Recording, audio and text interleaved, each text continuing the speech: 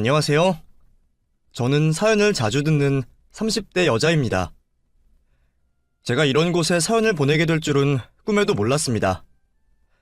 사실 지금 이렇게 컴퓨터 앞에 앉아 글을 쓰는데 심장이 두근두근 거리기도 하고, 제가 엄마한테 여기에 사연을 보낼 거라고 말했더니 엄마가 제게 아이고, 집안 망신이야. 그런 얘기를 뭐하러 해. 괜히 아는 사람이 들으면 욕할라. 하고 저를 말리곤 했죠. 그럴 때마다 저는 욕할 거면 욕하라 그래. 세상에 부끄러운 게 뭐가 있어, 우리가? 엄마 아빠 열심히 살았지, 나도 열심히 살았지. 우리가 뭐 남의 걸 탐낸 적이 있어? 훔친 적이 있어? 난 당당해. 세상 부끄러울 거 없어. 하고 대답했더니 그건 그래. 우리 열심히 살았지. 보낼 거면 보내봐. 사연이 뽑힐지나 모르겠다. 요즘엔 TV보다 우리 또래들은 전부 유튜브를 많이 봐서 사연 채널을 모르는 사람이 없어. 나 괜히 이거 올렸다가 스타 되는 거 아닌가 몰라? 하면서 웃고 말더라고요. 그렇게 가족들 허락도 받고 저도 지금 일을 쉬고 엄마랑 같이 하는 사업을 준비 중이라 오후에는 시간이 조금 남아서 이렇게 몇 자 적어보려고 컴퓨터 앞에 앉았습니다. 제가 지금 엄마와 같이 준비하고 있는 사업은 다름 아닌 쇼핑몰입니다. 사실 이게 잘 될지는 모르겠습니다. 요즘 사람들이 많이 인터넷으로 물건을 주문하기도 하고 오프라인 매장보다 온라인 매장이 활성화되어 있다곤 하지만, 그래도 여전히 돈을 쓰는 사람들은 대부분 어른들이고, 상황이 된다면 오프라인 매장에서도 가게를 한번 열어보자 라는 얘기들을 하고 있습니다. 저희 모녀가 준비하고 있는 건 다름 아닌 고기입니다. 사실 저희 어머니랑 아버지가 오래전부터 정육점을 하셨습니다. 엄마 말로는 제가 태어나기 전부터 시부모님에게 일을 배웠다고 하는데, 그래서 그런지 제가 벌써 40이 다 돼가니 엄마 경력만 해도 40년 가까이 돼가네요. 아버지야 뭐 말할 것도 없고요. 사실 저희 엄마가 참 고생을 많이 했습니다. 제가 온라인 상점을 오픈하기 전까지만 해도 계속 동네 상가에서 정육점을 하셨고, 칼을 쓰는 직업이고 도축하는 직업이다 보니 안 좋은 소리도 많이 들었죠. 지금이야 직업에 대한 귀천이 사라진 지 오래지만, 저희 엄마가 젊을 때만 해도 사람들이 백정 아내라고 말을 많이 했다고 합니다. 저도 이 얘기를 알게 된 지 얼마 안 됐지만, 얼마 전 제가 좀 큰일을 겪었는데 그때 엄마가 저를 앉혀놓고 그런 말을 하더라고요. 내가 참 너 키우는데 볼 꼴 못 볼 꼴 많이 봤어. 너 임신했을 때부터 말이 많았어. 그때 우리 시어머니가 아들을 너무 갖고 싶어 했었거든. 근데 배 모양을 보시더니 무조건 딸이라는 거야. 그러면서 나한테는 일 가르쳐줄 필요도 없다고. 어차피 딸년 낳으면 걔한테 매달려서 일도 못하는데 뭐하러 고기 써는 걸 알려주냐면서 막 삿대질을 하고 그랬다니까. 나 그때 집에서 쫓겨나는 줄 알았잖아. 세상에 그런 게 어딨어. 참. 요즘은 아들보다 딸이 낫다고 하는데 그땐 왜 그렇게 아들 했나 몰라. 하고 엄마가 한탄하듯 얘기했더니 그 말을 들은 아빠가 옆에서 궁시렁궁시렁 대면서 뭘 또 그렇게까지 해? 그냥 좀 서운하다 그랬지. 아무리 그랬어도 우리 엄마가 당신을 쫓아냈을까? 얼마나 이뻐했는데. 큰 며느리라고 결혼할 때 이불도 해주고 자개장 큰 것도 해주고 그랬잖아. 안 그래? 하면서 그 와중에도 자기 엄마라고 시어머니 편을 들더군요. 저는 그 말을 듣고 아휴, 아빠 됐어. 며느리 서름을 아들이 뭘 알겠어? 저거 봐 엄마. 이러나 저러나 팔은 안으로 굽는다고 할머니 돌아가신 지 몇십 년이 지났는데 그 와중에도 할머니 편 든다? 이래서 아들들은 안 되는 거야. 낳아봤자 아무런 쓸모가 없다니까? 역시 딸이 최고지? 아들은 쓸모없지? 하면서 제가 엄마 품에 쏙 안겼더니 아빠는 기침을 컥컥하면서 담배나 피고 와야겠다 하고 밖으로 나가버리더라고요. 저는 아빠가 그러거나 말거나 엄마 옆에 딱 붙어 앉아서 엄마, 할머니가 엄마 많이 괴롭혔어? 우리 시어머니보다 심했어? 하고 물었죠. 엄마는 깜짝 놀란 표정을 짓더니 야, 그런 소리 말아라. 우리 시어머니는 그 정도는 아니었어. 그래도 사람이 됨됨이라는 건 있었지. 근데 너는 아직도 시어머니라는 말을 하냐? 아이고, 이 철없는 거사. 그냥 남이야, 남. 시어머니라는 말도 하지 마. 그년 그거 아주 못된 년이야. 세상에 어떻게 그런 년이 다 있냐? 나는 아직도 그년 생각만 하면 여기 가슴팍이 아파 죽겠어. 어? 내가 아무것도 몰라서 그년 집에 너를 보내고 생각하면 진짜 여기 가슴이 다 미어진다니까. 하면서 심장을 툭툭 치더라고요. 아이고, 엄마 됐어. 다 지난 일이야. 이제 안 그러면 돼. 난 앞으로 평생 엄마랑 살 거야. 엄마 옆에 딱 붙어 있을 거야. 하고 팔짱을 꼈죠. 사실 이야기는 항상 그랬습니다. 저는 엄마의 인생 얘기를 듣고 싶고 엄마가 살아온 얘기를 듣고 싶은데 항상 대화는 제 얘기로 흘러갔습니다. 엄마 인생의 절반 이상은 저 때문에 살았다며 엄마 인생은 저로 시작해서 저로 마무리된다고 항상 말을 해주셨어요. 그런 얘기를 들을 때마다 좀 마음이 아팠습니다. 엄마도 엄마의 인생이 있는데 저를 너무 사랑해서 그런 건지 아니면 죄책감 때문에 그런 건지 저를 볼 때마다 맨날 눈시울을 붉히셨거든요. 저보고 하는 말이 내 딸 안쓰러워 죽겠어. 나 때문에 우리 딸 인생에 오점이 생겼어. 그렇게 안 키우려고 했는데, 정말 그렇게는 안 키우려고 했는데. 하면서 제게 미안해하곤 했죠. 사실 엄마는 전혀 부족한 게 없는 사람입니다. 저도 부족한 게 없다고 생각하고 컸고요. 어릴 때부터 정육점을 했던 저희 집은 꽤 장사가 잘 됐습니다. 물론 그 장사가 잘 되기까지 몇 번이고 넘어졌다 일어나고 넘어졌다 일어나는 것을 반복했으니까요. 제 어릴 때 기억이 선명하진 않지만 제가 초등학생일 때였습니다. 저는 가게에서 퍼즐 맞추기 같은 걸 하고 있었는데 웬 아줌마 한 명이 들어오더라고요. 그리고는 다짜고짜 아줌마, 누가 여기서 장사하래? 내가 분명 얘기했을 텐데? 우리 동네에 정육점 못 들어온다고. 하면서 소리를 치더라고요. 그때 하필 아빠는 근처 식당에 고기 배달을 갔던 상황이고 엄마 혼자 있었는데 엄마가 깜짝 놀라면서 무슨 소리 하는 거예요? 우리 지금 여기 이전에서 장사한 지가 몇 달이 지났는데 누가 그래요, 누가? 그리고 아줌마가 뭔데 여기서 장사를 하라 마라 난리야 난리는. 하면서 덩달아 엄마도 화를 냈죠. 어쭈? 어디서 감히 나한테 대들어? 이것 봐, 아줌마. 여기 내 땅이야. 왜 이래? 내가 부동산에 다른 건 다 들어와도 정육점만큼은 안 된다고 말했는데 감히 정육점을 계약해? 어디 내 땅에 도축하는 년놈들이 들어와서 땅값을 떨어뜨리길. 한 달 줄 테니까 싹 다 정리하고 당장 나가. 안 그러면 나도 어떻게 할지 몰라? 하면서 화를 내는 겁니다. 이 아줌마가 무슨 소리야? 내가 여기 건물 주인을 만나서 부동산이랑 제대로 계약을 했는데 어디서 땅 타령이야, 땅 타령은? 계약서 어딨어? 그때 그 남자, 우리 계약할 때 왔던 그 남자가 당신 남편이야? 하면서 엄마가 서랍을 뒤적거렸죠. 가게 앞에 서 있던 아줌마는 이 아줌마가 술 마셨나? 무슨 개소리야, 개소리는? 이것 봐.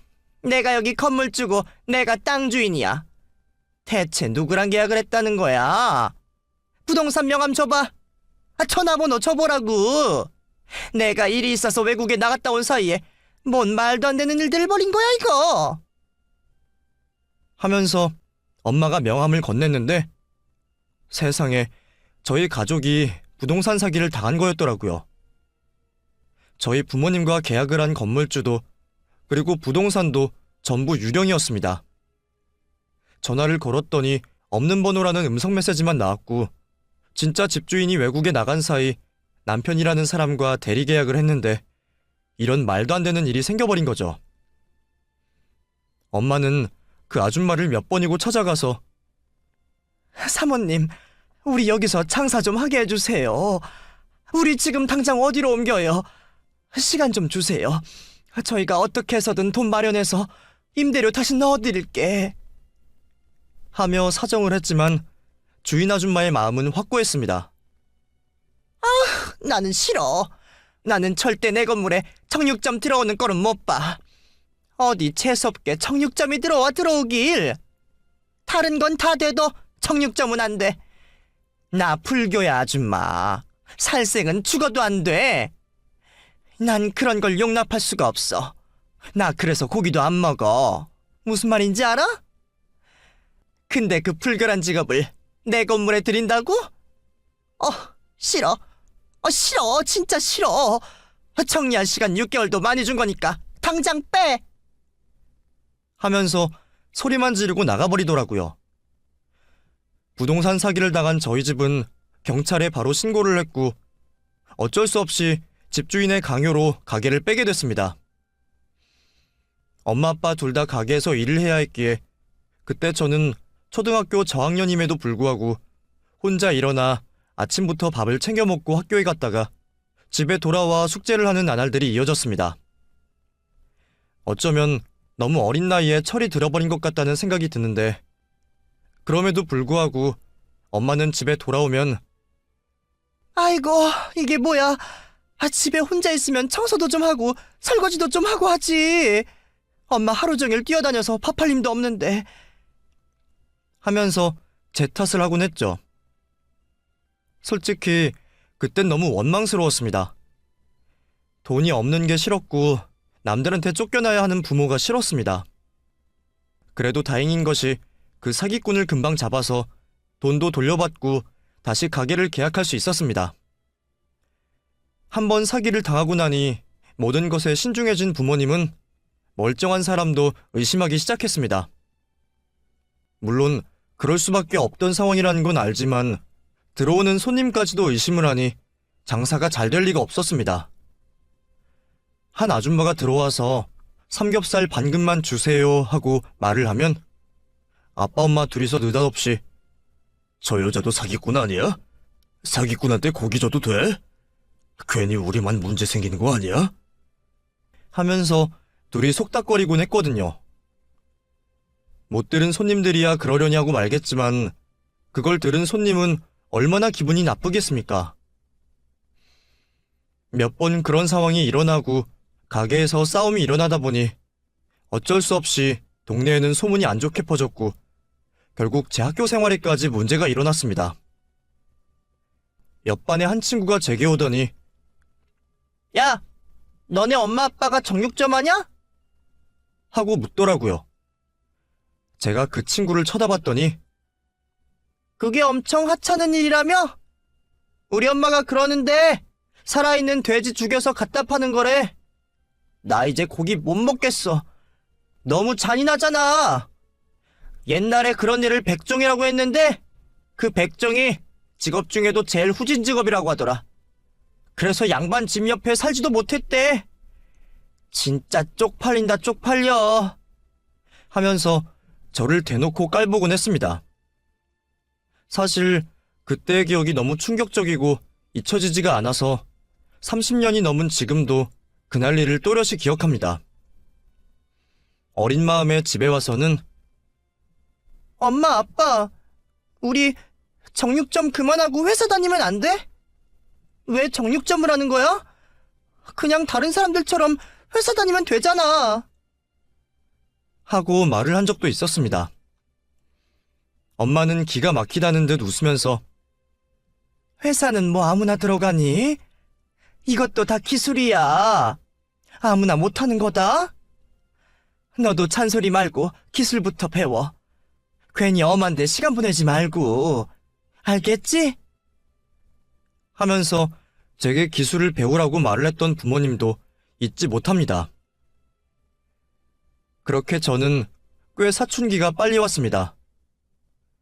그래도 다행인 것이 저희 가게가 친절하진 않았지만 도축 기술이 좋아 고기 맛이 좋았고, 그러다 보니 어쩔 수 없이 손님도 많이 모였습니다. 동네에 정육점이 저희 말고 한 군데 더 있었는데 그 집은 정말 파리만 날리고 저희 집엔 사람이 북적북적했죠. 세 번째인가 가게를 옮긴 곳에서 그나마 장사가 잘 돼서 그곳에서 꽤 오랜 시간 학교를 다녔던 기억이 납니다. 초등학교 3학년 때쯤 가게를 열었는데 제가 22살까지 그 자리에서 가게를 하셨으니 그 동네에선 터줏대감이나 다름없었죠.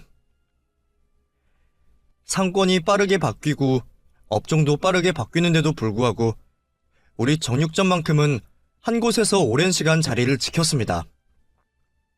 그 사이 저는 사춘기를 지나 성인이 됐고 대학을 가게 됐습니다.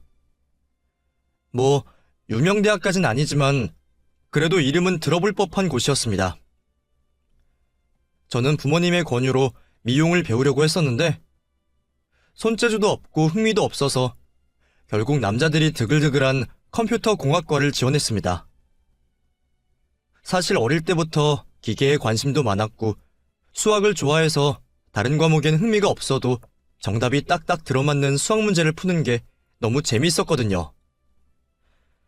아무래도 컴공과는 남자가 많고 여하구가 적다 보니 제가 입학을 했을 때 주목을 많이 받기도 했고 입학식 날부터 껄떡대는 놈들도 많았지만 그런 거 정도는 구분할 수 있기도 했거니와 CC는 일절 하고 싶은 마음도 없어서 남자 보기를 돌같이 했습니다.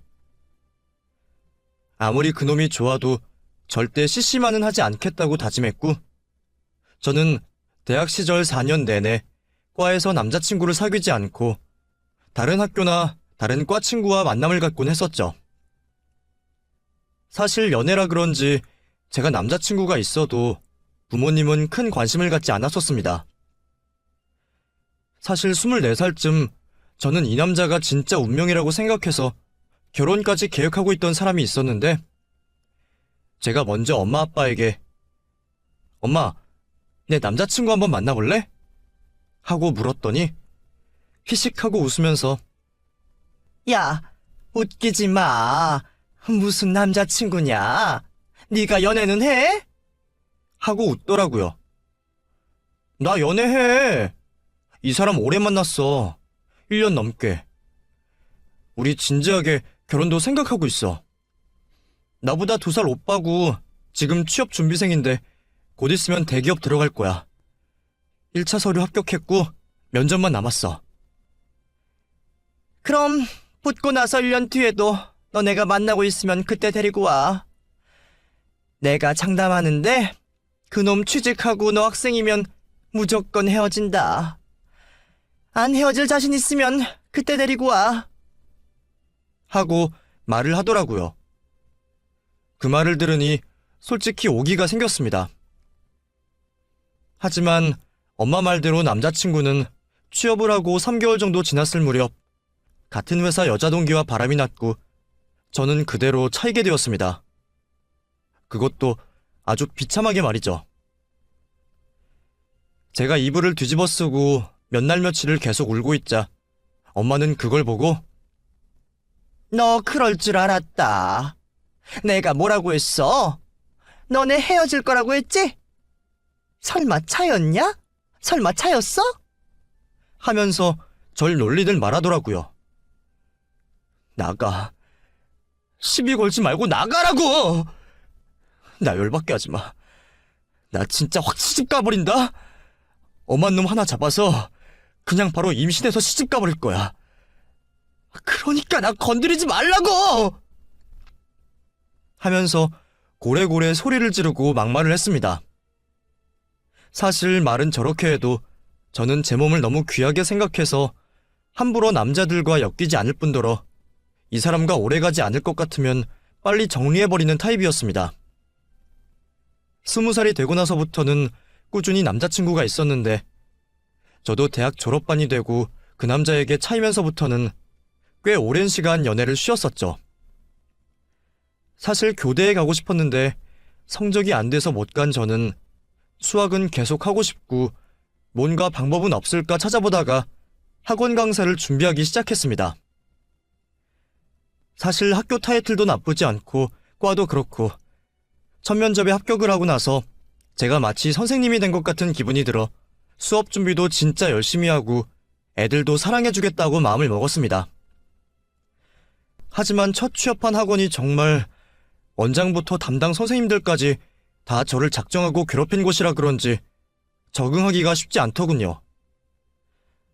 낮에는 수업을 하고 집에 와서는 다음날 수업 준비를 하고 또 엄마들은 얼마나 까탈스러운지 매일 수업 일지를 써달라고 하고 학부모들과 상담을 하다 보니 스트레스가 너무 심해서 생전 없던 원형 탈모까지 생겼습니다. 월급이 많은 것도 아닌데 밤새워 일을 준비하는 저를 보고 엄마는 너 그럴 거면 그냥 때려쳐. 그래서 내가 뭐라 그랬어? 그냥 기술이나 배우라고 했지? 여자는 기술이 있어야 돼. 그래야 나중에 늙어서도 일을 할 수 있는 거야. 엄마 봐봐. 아빠랑 결혼해서 도축하는 거 배우고 고기 써는 거 배워서 평생 해먹잖아. 엄마가 어디 가서 돈 벌려고 빌빌대는 거 봤어? 이래서 사람이 기술이 있어야 돼. 다 엄마가 경험해보고 하는 말이야. 하면서 잔소리를 하더라고요. 빌빌? 웃기네 진짜. 엄마, 나 다 기억해. 우리 집 돈 없어 어릴 때 여기저기 쫓겨나면서 장사했잖아. 그게 기술이랑 뭔 상관인데. 사람이 기술도 중요한데 결국 그거 돈 벌려고 배우는 거 아니야? 그러니까 내가 돈 많이 번다잖아. 엄마가 맨날 입 바르게 말하는 그놈의 기술 그 소리 지겨워서라도 내가 돈 많이 번다. 진짜 기술 없는 사람은 어디 가서 돈이나 벌겠나 싶지? 내가 그거 보여준다. 딱 지켜봐. 내가 금괴 들고 와가지고 엄마 앞에서 배 아프게 자랑할 거니까. 하고 큰 소리를 쳤죠. 솔직히 엄마가 들들 볶는 거 아니었다면 저 그냥 학원 관뒀을 겁니다. 하지만 엄마가 저를 자극했고 저는 그 첫 직장에서 볼 꼴 못 볼 꼴 다 보며 악착같이 버텨서 1년 만에 1,000만 원이 넘는 돈을 모았습니다. 안 쓰고 안 먹으면서 모은 돈이었고 지금이야 1,000만 원이 적은 돈일지 모르겠지만 제가 20대 때만 해도 진짜 큰 돈이었습니다. 거기다 첫 직장을 구한 26살짜리 여자애가 1,000만 원이라니 저는 통장에 찍힌 돈을 들고 엄마 앞에 내밀었습니다. 자, 봐. 1,000만 원 봤지? 내가 모은 거야. 엄마 아빠가 죽어라 이래도 못 모았던 그 1,000만 원 내가 1년 만에 모았다고. 하면서 자랑스럽게 얘기를 했죠. 그러자 엄마는 그걸 보고 얘가 무슨 또 우리가 1,000만 원을 못 모아. 그땐 못 살았으니까 그랬지. 하면서 궁시렁거리더니 제 통장을 보고는 약간 울컥하셨는지 그래도 우리 딸이 다 크긴 컸나 보네. 이렇게 돈도 모을 줄 알고. 하면서 제 손을 잡으셨습니다. 그렇게 저는 그 돈을 부모님께 처음으로 드렸습니다. 그동안 먹여주시고 재워주시고 입혀주신 값이라고 말했지만 엄마는 그 돈 아까워서 못 쓴다며 서랍 속에 넣어두시더라고요. 그 뒤로 저는 몸값을 올려가며 이직을 했고 강남에서 꽤 유명한 학원에서 스카우트제의가 와서 그곳에서도 일을 하게 되었습니다. 하지만 시간이 흘러가면서 돈은 많이 벌어도 연애를 하지 못했습니다. 그렇게 30이 되고 30 중반을 향해 가면서 엄마는 제게 너 결혼해야 될 거 아니야. 연애도 안 해? 하면서 또 다른 스트레스를 주기 시작했죠. 결혼은 무슨 결혼이야. 엄마 돈 있어? 요즘 남자들 다 여시야. 돈 없으면 결혼도 안 해줘. 하고 엄마의 정곡을 건드렸죠. 그러자 엄마는 야, 있어. 너 결혼시킬 돈은 있으니까 잔소리 말고 선볼 준비나 해. 네가 뭐가 부족해서 돈 타령이냐? 그리고 막말로 돈 많은 집에 시집가면 돈도 필요 없지 뭐. 내가 중매 알아볼 테니까 그렇게 알아. 하고 제 말을 막더라고요. 그리고 일주일 뒤 엄마는 진짜 중매를 물어왔습니다. 제게 사진을 보여주며 너, 우리나라에서 꽤 큰 건설사 알지? 거기 하청업체 중에 한 집인데 이 집이 대표이사라더라. 아버지가 사업을 기깔나게 한대. 우리 집이랑은 잽도 안 되는 집이야. 원래 이 사람이 아무랑 선자리도 안 갔는데 우리 딸이 강남에서 수학 강사 한다고 하니까 그럼 만나보기라도 하겠다면서 약속 잡은 거야. 그러니까 잔소리 말고 나가. 하고 제게 통보하듯 말하더라고요. 건설 뭐? 대표이사 뭐? 엄마, 나 어디 팔려가는 거야? 결혼도 조건이 맞는 사람이랑 해야지. 이렇게 기우는 결혼은 불행해. 드라마랑 영화 못 봤어? 이런 경우에 다 이혼하거나 시댁에서 쫓겨나면서 복수하고 끝나잖아. 연속극은 제일 많이 보는 사람이 왜 그런 결말을 몰라? 하고 막말을 시전했죠. 그건 드라마고 현실은 달라 이년아. 마음만 맞으면 요즘 집안이 무슨 상관이야. 그리고 누가 결혼하래? 이런 기회가 흔치 않으니까 만나보라는 거지. 그러니까 잔소리 말고 나가. 나가서 그냥 확 결혼해서 팔자나 고쳐. 나도 사위자랑 시댁자랑 좀 하고 살아보자. 하면서 저를 선자리로 등 떠밀었습니다. 그렇게 떠밀려간 선자리에서 더 웃긴 건 그 남자가 저를 너무 마음에 들어 한다는 거였습니다. 뭐 웬만한 여자는 안 만난다고 했던 사람인데 어떤 이유 때문에 저한테 푹 빠졌는지 모르겠지만 저를 쳐다보는 눈빛이나 밥을 먹고 나서 헤어졌는데 바로 연락이 와서는 다음 약속을 잡더라고요. 솔직히 저 좋다는 남자 너무 오랜만에 만나서 그런지 저도 나쁘지 않았고 엄마한테도 괜찮던데? 그냥 재밌게 시간 보냈어. 하고 담백하게 말했지만 엄마는 호들갑을 떨면서 세상에, 인터넷에 검색 좀 해보자. 그 회사가 얼마나 큰 회사인지 봐봐. 하면서 난리를 피웠죠. 결혼을 전제로 만난 사람이라 그런지 두어 달 정도 만났을 때 남자 쪽에서 먼저 조심스레 결혼 얘기를 꺼냈습니다. 그때가 사귄 지 한 달쯤 됐을 때였나? 합하면 20번도 안 만났는데 뭔가 결혼을 서두른다는 느낌이 들었죠. 결혼이요? 뭐 저도 결혼을 안 하겠다는 건 아니지만 그래도 1년 정도는 만나보고 해야 되지 않을까요?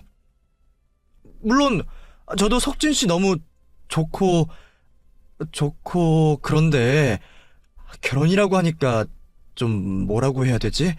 당황스럽다고 해야 하나? 하고 말을 흐렸죠. 그렇지. 내가 너무 서둘렀지? 난 그냥 네가 너무 마음에 들어서 빨리 우리 부모님도 소개시켜주고 싶고 너랑 가정을 이루고 살고 싶은 마음이 커서 그랬어. 절대 내가 밀어붙이거나 그런 건 아니고 기다릴게. 네 마음이 정해질 때까지. 나라는 남자한테 확신이 생길 때까지 기다릴게. 하면서 제 편을 들어주더라고요. 그렇게 저는 비록 선을 봤지만 1년 정도 연애를 하게 됐고 그 사람과 결혼 약속을 했습니다. 대신 결혼 준비는 좀 빠듯하게 진행하기로 했죠. 솔직히 어차피 저희 쪽에서야 의견을 말해도 남자친구 쪽에서 하고 싶은 대로 할 거란 생각이 컸습니다. 저희 집이 많이 기울기도 하고 돈도 많지 않은데 남자친구네는 부유하기 때문에 남자친구 쪽에서 결혼에 대한 모든 비용을 지불하는 조건으로 웨딩홀이나 음식 그리고 청첩장까지 그쪽에서 모두 정하겠다고 했습니다. 사실 저는 결혼식에 큰 관심이 없던 터라 상관없다고 했고, 저희 엄마는 그 얘기를 듣고 너무 좋다면서 거봐. 잘 사는 집이랑 결혼을 하니까 착착 진행되고 얼마나 좋아. 알아서 다 해준다잖아. 내가 사부인한테 전화 한 통 드려야겠어. 너무 고맙잖아. 가만히 있어봐. 결혼하고 나서 이 바지라도 보내야겠지? 내가 이럴 때가 아니지. 이 바지를 알아봐야겠다. 하면서 혼자 호들갑을 떨더라고요. 그렇게 알아서 준비해 주시고 제가 신경 쓸 거 없게 해주시니 감사한 마음도 있었지만 제 얘기를 들은 친구들은 주변에서 우려의 목소리를 냈습니다. 야, 근데 너무 시댁 멋대로 하는 거 아니야? 그래도 일생에 한 번인 결혼인데 네 의견은 하나도 없어? 이런 식이면 나중에 너네 둘 다 시부모한테 꽉 잡혀 사는 거 아니야? 아니야.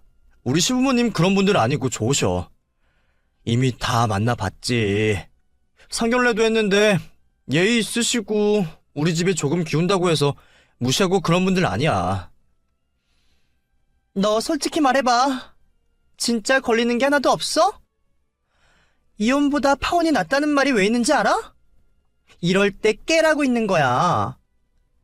우리한테 숨길 필요 없잖아. 다 우리 결혼한 사람들이고 시댁서름 있어. 그러니까 편하게 말해도 돼. 하면서 제 편을 들어주더라고요. 솔직히 서운한 게 왜 없겠습니까?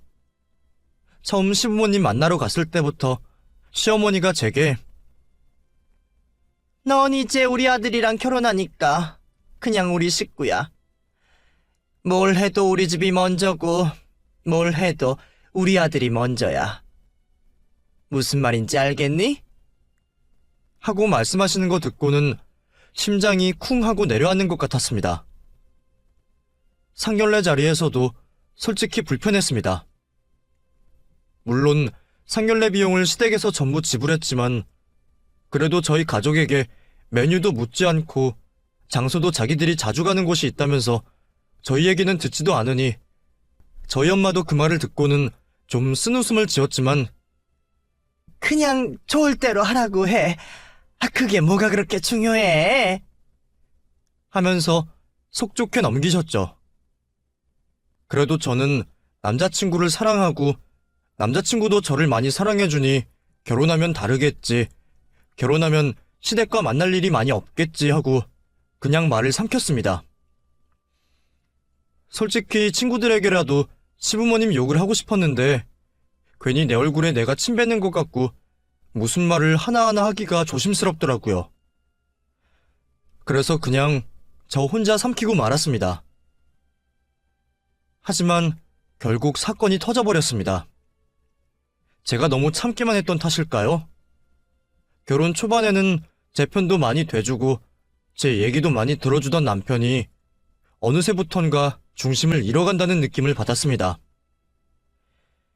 팔은 어쩔 수 없이 안으로 굽는 건지 처음엔 한 달에 한 번이었는데 결혼 6개월 차가 되니까 매주 저희가 시댁에 가서 밥을 먹고 있더라고요.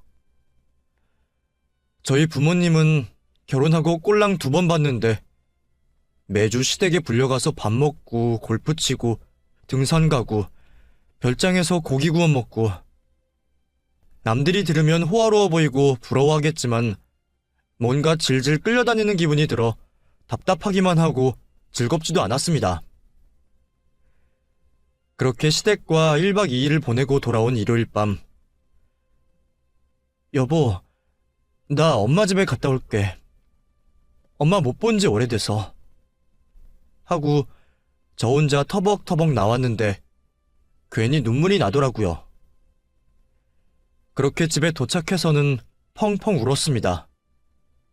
깜짝 놀란 엄마는 저를 보자마자 아니, 얘가 왜 이래? 무슨 일 있어? 어? 야, 왜 울고 그래? 하면서 저를 안아주시더라고요.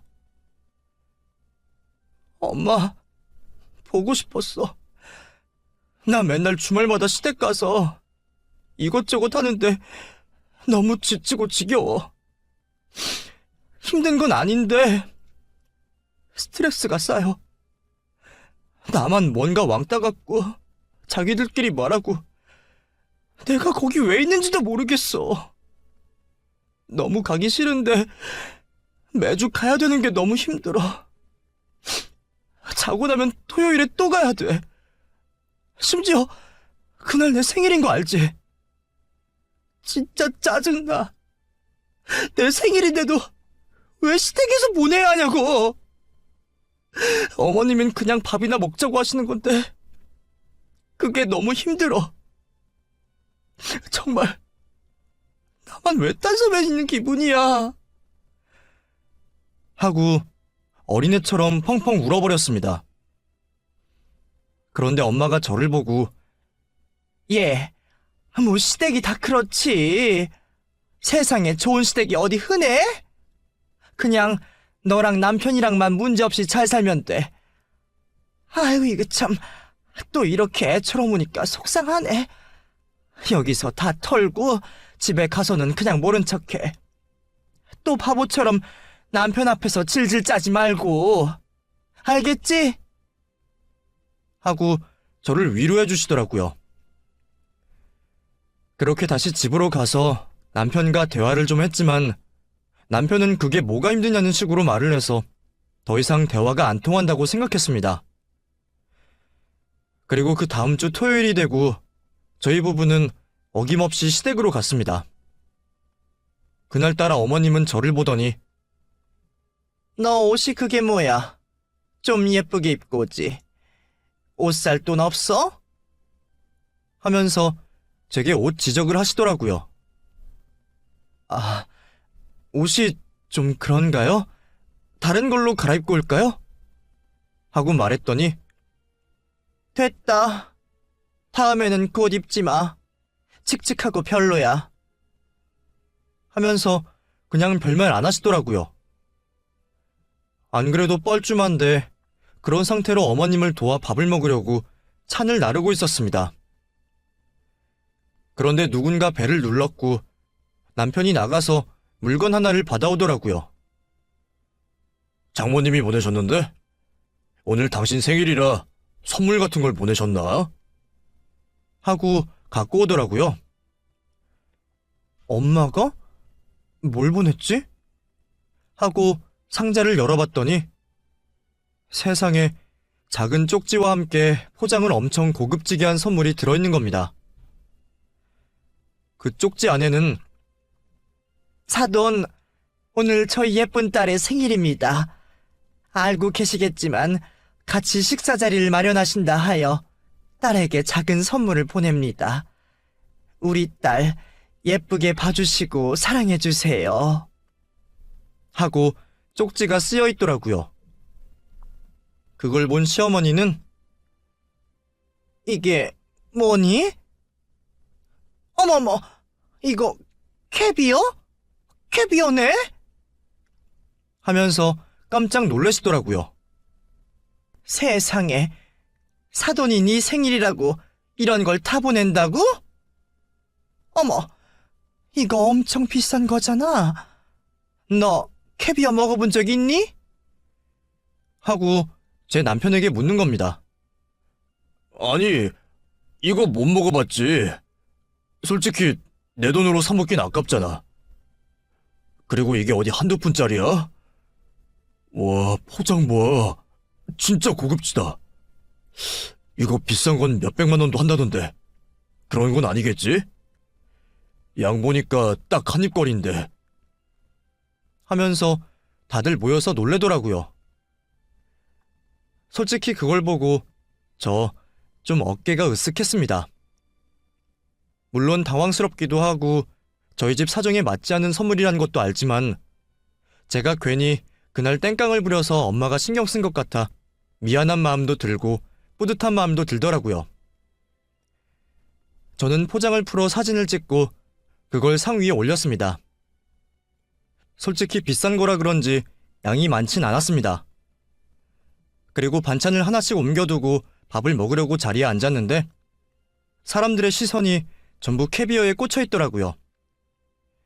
그렇게 먼저 시어머니가 숟가락을 들었는데 제 눈치를 한번 쓱 보더니 아가, 넌 이거 안 먹어봐서 이런 거 어떻게 먹는 건지 모르지? 하면서 한 숟갈을 푸더니 남편 입에 전부 털어넣는 겁니다. 너무 순식간에 일어난 일이라 정말 아무 말도 안 나오더라고요. 그걸 받아먹은 남편이 이거 진짜 맛있는데? 하나도 안 비리고. 엄마, 우리 그때 기억나지? 그 레스토랑에서 먹었던 그 캐비어 있잖아. 그거 짝퉁인가 봐. 그거랑 맛이 완전... 하고 맛 표현을 하더라고요. 어머니는 그걸 보고 좋다고 웃고 있고 맛있냐고 물어보는데 그 모습을 보니까 기가 막혔습니다. 저는 그걸 보고 참나, 맛있어? 야, 맛있냐? 하고 한마디 했는데 정말 뭐랄까 너무 기가 막히니까 웃음밖에 안 나오더라고요. 근데 순간 제 말투에 분위기가 싸해졌고 어머님은 절 보고 너 지금 뭐라 그랬니? 맛있냐? 예. 남편이 그것 좀 먹은 거 가지고 그렇게 말하면 안 되지. 하고 제게 호통을 치시는 겁니다. 저는 어머니를 보며 어머니야말로 그렇게 말씀하시면 안 되죠. 저거 제 생일 선물이에요. 근데 그걸 홀랑 저 새끼 입에 처집어 넣으셨어요? 진짜 기가 막혀서 무슨 말을 해야 될지 모르겠네. 저놈의 입이 그렇게 잘난 입이에요? 저 새끼 저 입 저거 처먹는 데밖에 쓸 줄 몰라요. 근데 내 생일 선물을 또 저 입에 집어넣어. 기가 막혀 진짜. 웃겨. 진짜 이거 뭐 코미디가 따로 없어. 하고 밥상을 확 엎어버렸습니다. 너무 놀란 남편은 당신 미쳤어? 왜 이래? 그것 좀 먹은 거 가지고 지금 이러는 거야? 하고 눈치 없이 떠들어대고 어머님은 너무 놀래서 아니, 얘가 왜 이래? 하면서 뒷걸음질을 치더니 그새 정신이 들었는지 갑자기 제 뺨을 한 대 세게 올려치는 겁니다. 야, 너 미쳤어? 어디서 감히 이런 못 배워먹은 짓을 해? 이래서 없는 집은 안 된다니까? 내가 우리 아들이 좋다고 해서 집안도 학벌도 안 보고 결혼해서 우리 집 사람으로 만들어주려고 했더니 어디서 감히 멋모르고 이런 짓을 해? 이런 짓을! 하면서 고함을 치는 겁니다. 저도 처음엔 기가 막혀서 웃다가 참을 성격은 못 돼서 뭐 없는 집에 학벌이 어쩌고 어째? 웃기고 있네 진짜. 남편 잘 만나서 돈 좀 있다고 어디서 유세야 유세는. 이게 아줌마 돈이야? 다 아줌마 남편이 버는 거잖아. 그럼 아줌마 남편한테 고마워해야지. 어디서 개뿔 아무것도 모르면서. 아줌마 고졸이지?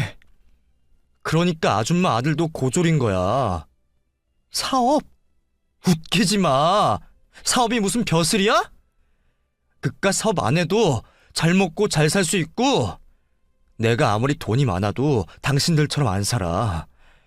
사람 무시해도 유분수지. 내가 이 집에 시녀짓 하려고 결혼한 줄 알아?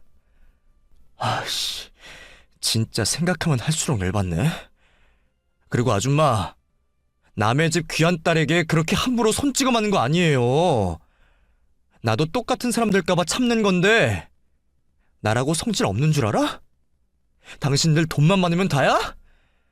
그럼 이렇게 사람한테 막대도 되는 거야? 어? 진짜 이런 경험 없는 집구석 같은 이라고. 그리고 당신도 잘 들어. 언제까지 그렇게 부모 품 안에서 캥거루처럼 살 거야? 하긴 뭐 아버지가 운영하는 사업 아니면 고졸에다가 기본 상식도 없는 인간이 어떻게 회사 생활을 하겠어? 됐다.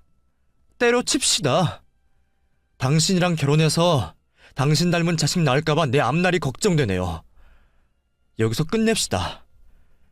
나도 더럽고 치사해서 며느리 노릇 못 해먹겠으니까. 하고 가방을 들고 나와버렸습니다. 시어머니는 제 등 뒤에 대고 야, 야! 너 진짜 말이면 다야? 뭐 저런 년이 다 있어? 아니, 어떻게 저런 년을... 아이고, 아이고 머리야. 하면서 갑자기 쿵 하는 소리가 났습니다. 그러거나 말거나 그렇게 뒤지거나 말거나 저는 뒤도 안 보고 그 집을 나와버렸습니다. 그렇게 저는 바로 친정으로 갔고 친정엄마는 저를 보고 선물 받았어? 내가 좀 신경 써서 보냈는데. 하고 제게 말하더라고요. 엄마, 나 이혼해. 그 사람이랑 헤어질 거야. 엄마 선물 덕분에 그 집구석이 어떤 집구석인지 내가 다 알아버렸어. 뭐, 따지고 보면 쌓이고 쌓인 게 터진 거지. 그러니까 그렇게 알고 있어. 하면서 바로 방 안으로 들어가 버렸습니다. 엄마는 제 방문을 두들기며 딸, 나와봐. 왜 그러는데? 내가 뭐 잘못했어? 어? 왜 그래? 하면서 울먹울먹 대더군요. 저희 두 사람 다 이혼이라는 마음을 먹으니 생각보다 일사천리로 일이 진행됐습니다. 누가 잘한 것도 없고 잘못한 것도 없고 깔끔하게 합의 이혼했고, 뭐 어떤 사람은 그런 저를 보고 복을 발로 걷어찼다고도 말합니다. 그것도 못 참냐고, 그렇게 돈 많은 집인데 시집살이 그 정도도 못 견디냐고 하는데, 네, 저 못 견딥니다. 견딜 이유도 모르겠고요. 그래서 그 뒤로 저는 집을 나와서 다시 학원에서 일을 하다가 학원 원장님의 권유로 작게 사업을 시작해보려 합니다.